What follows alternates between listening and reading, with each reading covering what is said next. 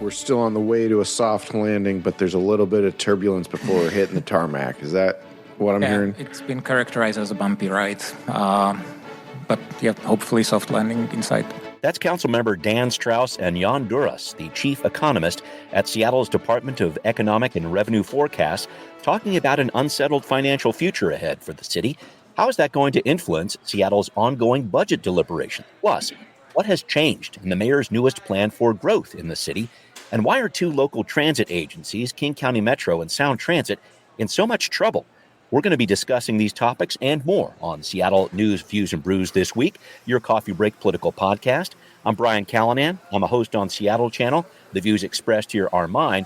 My co-host David Croman is on leave, and I am so happy to have with me Ryan Packer from The Urbanist. And Ryan, I got to say, I saw on your social media that you are reporting from Portland this week.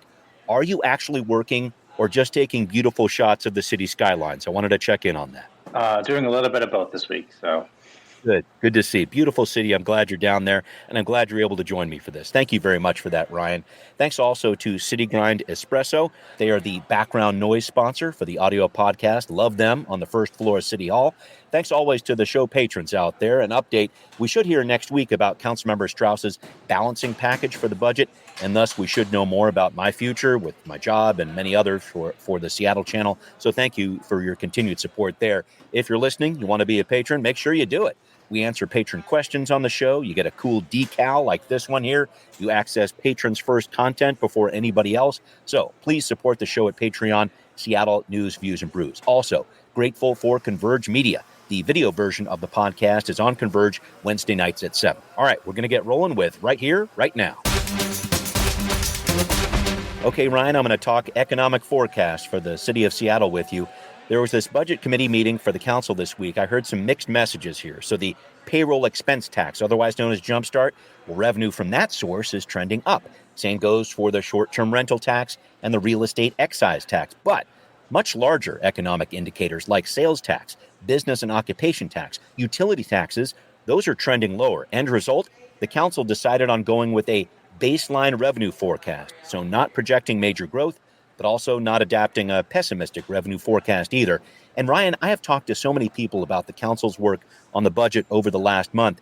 It seems with this baseline approach, they're trying to stay in this middle of the road spot, very much Dan Strauss's lane there. And I'm wondering if that concerns you, if that seems like the right call, or whatever you might be noticing with these budget proceedings, big picture here. Well, to me, it seems like they are kind of taking that middle of the road approach, like you mentioned, which is probably a good call. Given all these different very volatile funding sources. I think we found out yesterday they have about 20 million more a shortfall to fill based on... In terms of the budget deficit, yeah. The deficit, yeah. Which isn't really very much when you consider the whole scope of the budget. There's more, kind of positive signs. You mentioned the real estate excise tax, which is a little bit of a kind of an indicator of kind of the broader economic activity in the city. Not just new projects, new buildings going up, but buildings being bought and sold. So yeah. That's a good indicator, I think, in terms of what we might be headed toward. But I think the broader issue with the budget here is sort of the long-term way that we're going to be using the payroll expense tax, also the Jumpstart, also known as the Jumpstart tax. Yeah, I wanted to talk about that because it's just, and if I can jump in here for a second, Ryan, it's this whole idea of, hey, we've got this budget gap. We're going to use this overage from the payroll expense tax to fill it up. It sounds great in the short term when the stock market is rocking and these high-paid employees, which is what this tax is all about, they get their stock option compensation, et cetera, and that looks really great. But I've just heard it a few times during the budget proceedings, and you've said it as well. This can be a volatile fund, too, when the market is not doing so well. So, yeah, let's talk about this, the payroll expense tax and your concerns going forward here. Well, it is pretty volatile. As you mentioned, it's kind of a few companies really that are kind of paying the bulk of it. Mm-hmm. But I think, the original intent of the tax was to fund city priorities that are kind of long-term issues, climate change, housing, economic stability. And so we're kind of setting a precedent with this budget that as long as we kind of leave those funding sources, those original uses for the funding at their previous levels, random number that we kind of picked in 2020, that it's okay to kind of not only fund backfill the general fund to preserve city services, which is what this budget does. And I think probably most Seattleites are appreciative of not having their library hours cut, but also funding new priorities like upgrades to Westlake Park and expanding the unified care team. Yeah, that's the part that I think is difficult for me. And I thought it was really interesting too, Ryan, and it was almost a crossover to a lot of the work you do with transportation. I think it was important to point out that we haven't had, other than, let's say, Climate Pledge Arena a couple years ago, or the waterfront, which is kind of wrapped up here. Those are massive sources of sales tax. And when we don't have a larger public project going on within the city of Seattle, that has a big impact on sales taxes. And I think that can't be, I think that's a significant piece of this too.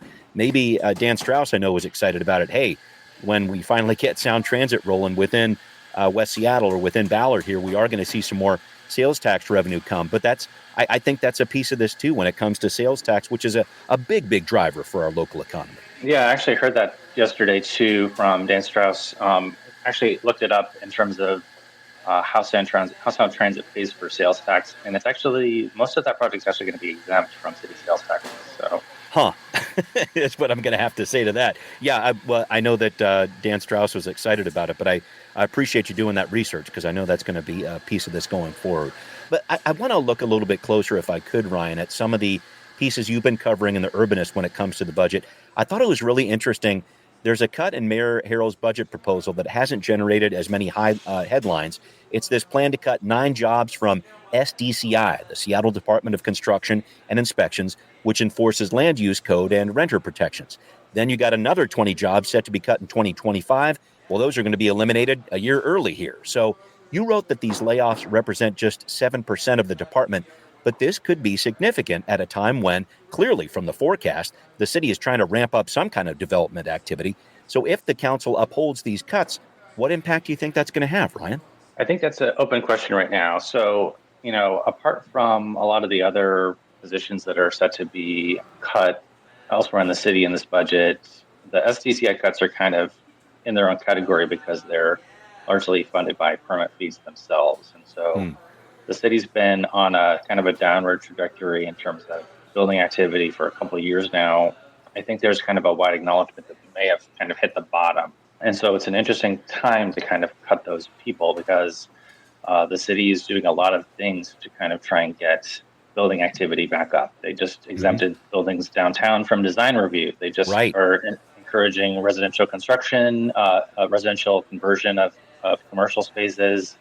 And then we have the growth plan coming on the heels, which is going to open up other areas of the city where developers might want to enter into the market. So the question is sort of what the long-term impacts are going to be on the department, whether we're kind of cutting some of the institutional knowledge that is in the department that we're going to need in the coming years, as we're definitely, and interest rates are heading back on the federal level, which is expected to kind of restart a lot of dormant projects. Yes. So the department is saying if we have a upswing in permits, we can quickly rehire. That could take 6-9 months, but some of those people are going to go to other cities. Yeah, that's the fine line here, and I thought that was a very interesting point as well. The mayor's folks on this, I know, were pushing back on the council a little bit when it came to this, when there was some concern about cutting these different people. It looks like if indeed some activity picks up, SDCI can relatively quickly bring people in. But again, as you're saying, that can take a matter of months to get people on board and get them trained, et cetera. I guess that's a piece of the calculus here too. Yeah, I think obviously we don't want to kind of shoot ourselves in the foot because we mentioned the real estate excise taxes. It's kind of having long permit times is one way to get people to go build in other cities. Yeah, right. That is such a. I know it's a fine line here, but SDCI is one of those agencies that maybe not as public facing as some of the others out there, but certainly one that does have an impact on what happens for growth in the city of Seattle. And I'm so happy we're talking about growth because we're going to wade a little bit further into the weeds here, folks, when we talk about growth. The mayor's new growth plan for the city of Seattle, Ryan brought this up a minute ago. It is promoting more growth, but is it enough to meet what Seattle needs in the next 20 years, as is required by the comprehensive plan? Ryan has some insights to share with us. We're going to break it down coming up on Now Hear This. Well, Mayor Bruce Harrell came out with an updated growth plan at the end of last week, building on a growth plan released back in March that many critics, even some of Harrell's allies on the council, said did not go far enough. Now, the October version has more. 5 new clustered growth centers at existing commercial hubs, which are now called neighborhood centers. And also, there are some updated regulations intended to increase the amount of multiplexes in areas formerly known as single-family zones. As the mayor explained it on the Seattle Channel back when the comprehensive plan process really swung into gear in 2022, he has his eye on the future. Seattle is ready to update its comprehensive plan, which we're calling the One Seattle Plan. By listening to neighbors and preparing for the needs of tomorrow, we're charting a path forward, preparing for growth, taking on the housing and climate crises, establishing transportation options, and supporting equitable outcomes for all. Ryan, I'll just begin broadly with you here. What's your take on what the mayor has presented in this new version of the growth plan? It's definitely a step in the right direction. The biggest issue that kind of happened with the original plan in March, there's a new state law, HB 1110, that the city has to respond to. It requires the city to allow at least 4 units on every lot in the city, and six near transit. And a lot of people call this the missing middle plan. Keep going.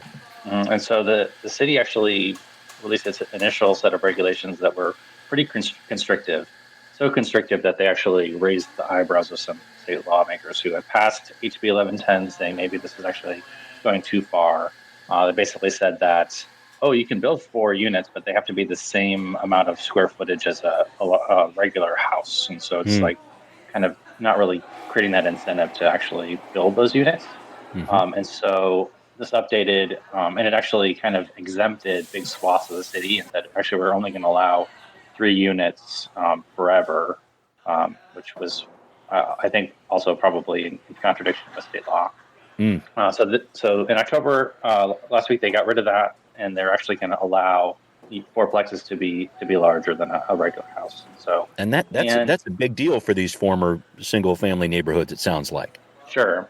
Obviously, it's not going to be a transformative change everywhere. We have a lot of single-family zones. It's going to be more of a gradual process, but at least we're not kind of constricting it in literally every place. Can I jump in there, Ryan? Because I think I remember hearing from builders back in March about this, about making sure these kind of things pencil out, which is always a concern. Sure, you can put the regulations in place, but does it actually make sense for builders to build in this way? Did you get a sense about that? Because, like I say, you can pass the law, but still, people have to do the building for it to be achieved. What was your take on that?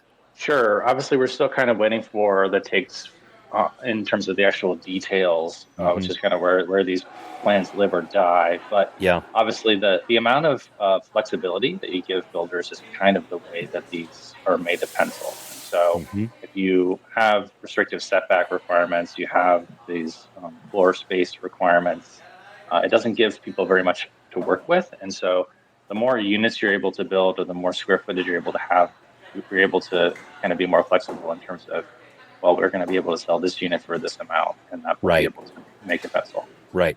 Can you talk about where a lot of this growth is still concentrated, though? Because I thought you brought this up in your piece, and it was a very cogent point here.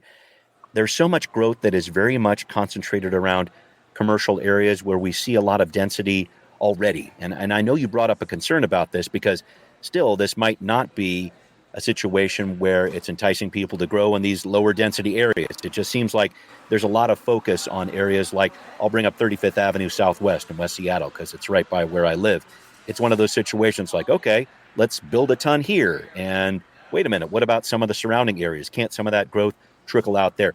Can you talk about that dynamic and that phenomenon? Because I think that's one part where some critics might push back on what the mayor is saying here and saying, wait, you're really concentrating this growth still in a lot of areas and not spreading it across the city as much as you could.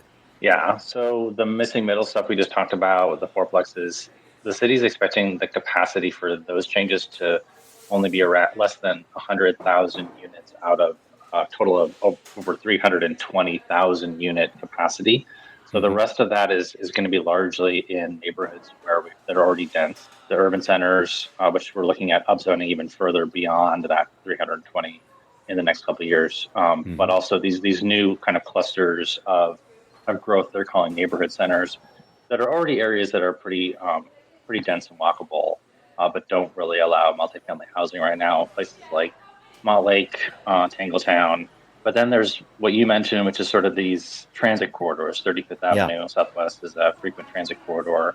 And so they're proposing to allow around 6-story buildings, but only directly along 35th as the example there, and not even a block off of 35th. And so even if you could walk to the transit stop from a nearby street, they're still not going to allow a larger building there, which is kind of perpetuating the existing paradigm. The Seattle Planning Commission called this out over the summer when they were reviewing the draft plan, kind of noting like this concentrating the growth around noise, pollution, traffic violence. Yeah, that's a challenge there, and it turns into a situation where I guess those challenges that we've had before keep on going, and I know that the Planning Commission wanted to avoid that.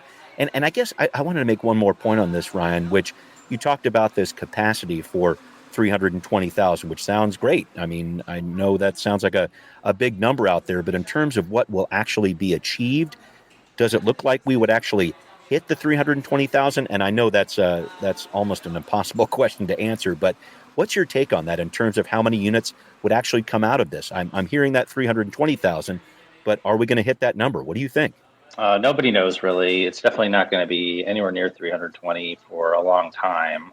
Okay. Presumably we would have another upzone.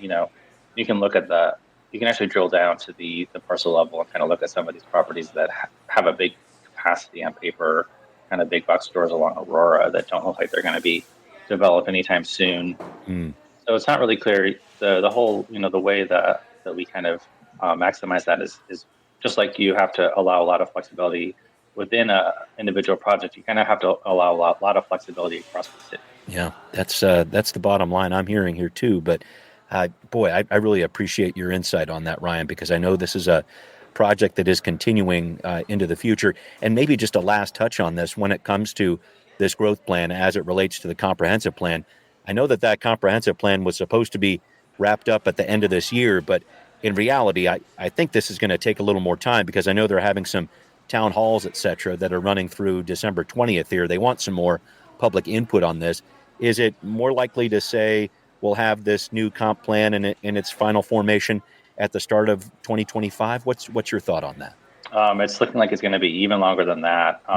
But the city's noting that they've actually never hit the state's deadline for a comprehensive plan. And we kind of have a lot of pull in terms of being able to get an extension as the state's largest city. And so this is going to drag on to 2025. We're going to have a discussion around the missing middle first, I believe, in first or second quarter to meet the compliance deadline for HB 1110, and then we're going to go into the kind of denser node discussion, which is going to be really interesting. Yeah, kind of especially tackling those two separately in terms of what this city council is going to do. Yeah, boy, I appreciate your insight on that, Ryan, and I know this is a long slog ahead and relatively new council taking on some of these issues. So we'll see what they have in store on that one. I did want to switch gears with you and pick your brain on transportation, which you report on a lot for The Urbanist. Everybody, please read Ryan's stuff. It's great stuff in The Urbanist there. Specifically, you had a piece on Sound Transit's expansion of Link Light Rail into Ballard. Things seem a little bit stalled out there, and I guess it's me and my West Seattle neighbors that are at least partly to blame. So what's going on here? Well, I wouldn't say West Seattle's to blame. I think it's kind of the way that these large transportation projects kind of have to happen. I know West Seattle is costing a lot more, which is throwing things into a little bit of a problematic situation here. Yeah, cost estimates are up across the board. We did just get one for West Seattle, which is moving forward a little bit quicker than a lot of these other projects. So it's looking like that's going to be around 75% more than we originally thought, which is a big that's a lot. That's billions we're talking about there, yeah. Mm-hmm. And so, I just, the piece I wrote was kind of looking at where Ballard is, which is kind of the most regionally important project for Sound Transit 3. It's going to build a new tunnel underneath downtown Seattle and kind of increase the capacity of the entire light rail system. West Seattle is a $4 billion project now, about $7.5, but Ballard is an $11.2 billion project. So you can kind of see what happens when we end up having similar amounts of cost increases and what that's going to have to do to the whole system. I think a lot of people are kind of wondering, what's going to happen. So, but Ballard is a little bit in limbo in terms of the environmental review. Kind of had to start over because the project was originally paired with West Seattle. I was going to say those were linked together for a while there, right? We were kind of doing them in tandem, but we kind of spent a little bit of time on some station locations around the International District. There's a proposal from Dow Constantine and Bruce Harrell to kind of look at having a station near the King County Civic Campus, and then another kind of in South CID to avoid kind of having to tear up the heart of the Chinatown District for several years, while also taking advantage of the transit-oriented development opportunity that comes from redeveloping that county campus. And so that's going to basically, require additional review. And so that had to be spun off into its own project. Okay. And so it's just finally getting its scoping going again, even though we did scoping for the original project several years ago.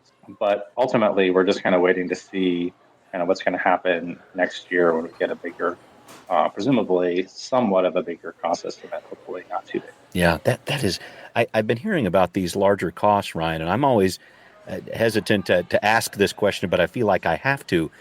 How are those extra costs going to be borne? I mean, is it a situation where elected leaders are going to have to ask for some more dollars from taxpayers? And I know a lot of taxpayers, I think I read in your piece there that maybe 2/3 of them are like, we want to push ahead, even if it does cost more money. They want these options out there. But how does that work? Is it another tax measure that voters are going to have to face, or what do you foresee there in terms of trying to gain those extra dollars? Well, apart from getting federal grants, and obviously I'm sure that Sound Transit is waiting on tenterhooks for the result of the presidential election good point. In November in terms of what the federal grant outlook is going to look like. Sound Transit doesn't have a whole lot of other revenue options. They're set by the state legislature. And so the only lever that they have is delay. They can change the scope of a project and, make it less expensive by delivering less transit, or they can delay and have it come 2, 3, 4, 5 years later as they collect more revenue. So which would be the case with Ballard potentially, I guess. Sure, and that was originally supposed to be delivered in 2035. Now it's at 2039. Even then, they're kind of looking at the idea of it terminating in Smith Cove and not going all the way to Ballard as an initial segment. I think everyone wants to avoid delay, but there's only so many things that they could do unless the state legislature were to authorize an additional tax for Sound Transit, which I think would be very politically unpopular, especially considering the myriad other problems that the state has with its own transportation budget right now. No doubt. Wow, great pieces there, Ryan. I really appreciate that. Well, coming up, if you thought Sound Transit was the only transportation agency out there facing some major challenges, you're wrong, folks. Some sobering news for King County Metro coming up on Now Hear This. Ryan, I wanted to touch on a piece you wrote for The Urbanist recently about what's been called a fiscal cliff for King County Metro. I've talked about this on this podcast before, the challenges this agency has had with bus maintenance, even finding enough workers to do that job. Plus, hiring bus drivers has been problematic too. But you're talking about something a lot larger and systemic here. What's happening with King County Metro? Yeah, so Metro has been doing pretty well in terms of its finances for the past couple of years, largely due to federal cash during the COVID era. And so despite the fact that ridership has been down pretty significantly, and with that revenue, they've been able to kind of coast along. But they have some big headwinds coming their way, as ridership continues to kind of lag pre-pandemic levels. Basically, their policy choices that have been made for Metro in the past couple of years are all kind of converging. But the biggest one of those is the commitment to electrify the fleet by 2035. And so Metro is set to spend a lot of money to convert its bases to electric, to buy buses that are electric, in terms of creating all this infrastructure that you need to run the state's largest transit agency as an all-electric agency. And so according to the projections, if they move forward with all these expenditures while at the same time collecting less revenue, they're expected to have a $500 million shortfall in their reserves by 2028, 2029. Wow. I remember just in your piece there, you're talking about electrifying the fleet. They want to do that. They want more service. They want to improve bus security. They want to improve facility cleanliness. And it's kind of something needs to give here. Is it a situation where is there an appetite to try to raise some more taxes for this, or where are you seeing this fall out? Because I know even the executive was saying, Dow Constantine was saying, if you want to have all these objectives out there, that's great, but it's not going to be attainable with the current financial picture the way it is now. Yeah, so I think there has been a lot of talk about a countywide transit service ballot measure that would have provided additional service levels, kind of going beyond trying to get more frequent service elsewhere in the county. It's kind of like a transportation benefit district, which I know Seattle has. Would it be something similar to that? Correct. And so the timing is set to work out that it's possible that Seattle's could expire at the same time that a countywide measure takes effect. And so basically upgrading from a city-only measure to a whole county measure. Right. Which almost happened during the pandemic. It was right before the pandemic, I think they were talking about that, right? Yep, early 2020 there were discussions, and they kind of put on ice because of all the realities. So now we're kind of looking at having that be a little bit of a stopgap, but I don't think it's going to be enough, especially since we do need to grow service to accommodate our climate goals on that end in terms of giving people different choices. And so you kind of have the climate goals around electrification actually directly coming to a head against those other priorities. And so I think they're going to have to take a hard look at that. And another element of this is the county's electrification goals are very ambitious. 2035 is their goal, but electric buses are really kind of not quite there. We see electric cars all over the place, but the electric buses, there's only a couple manufacturers in the country, and it takes more buses to maintain the same level of service as a regular diesel because they have to take so long to charge. And so we're kind of pushing the envelope in terms of what our existing technology can do. There's other agencies, including in California, which has a very similar mandate around EVs that are actually kind of saying, hey, we can't actually do this right now. We need to provide service. That's so many different things to juggle there. Ryan, I appreciate your reporting on that because it just seems like it's not as simple as just trying to raise taxes, et cetera. There's also that piece of it of just not even having the infrastructure in place to try to build these different things. But shoot, Ryan, I hate to say it, we need to wrap up. And I did want to make sure I asked this last question because you have taken trains, buses, ridden your bike. I know even been in a car a few times in the Seattle area. Do you have a favorite mode of transportation? What do you got? Has ultimately got to be walking. At heart, I'm a pedestrian. Yes, I love it. He's making it happen on 2 feet. That's Ryan Packer of The Urbanist. Ryan, thanks a lot for being on the show. I appreciate it. Thanks so much for having me. All right. Well, thank you, Ryan. Thanks to everybody listening to Seattle News, Views, and Brews, where you can always find out what's brewing in local politics. Thanks again to the patrons who support the show. It means a lot to me, especially with what's happening at the Seattle channel right now. If you are not a patron, join us. Find this podcast on Patreon, Seattle News, Views, and Brews. You can hear us on Apple, Spotify, wherever you like to listen. Thanks also for watching on Converge Media. We'll see you next time. Seattle News, Views, and Brews is an independent production of Callanan Media Services. Copyright 2024.